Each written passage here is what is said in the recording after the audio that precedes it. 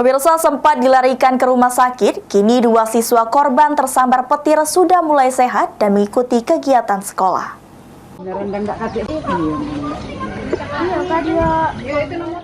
Sempat dilarikan ke rumah sakit, kini dua korban tersambar petir sudah mulai sehat dan mengikuti kegiatan sekolah.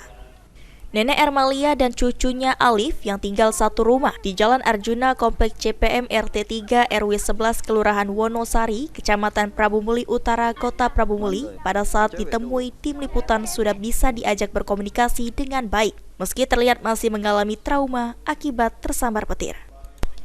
Nenek Ermalia mengatakan pada saat hujan deras itu dirinya sedang berjualan di bawah pohon dengan menggunakan payung dan sempat pingsan setelah tersambar petir di bagian tangannya.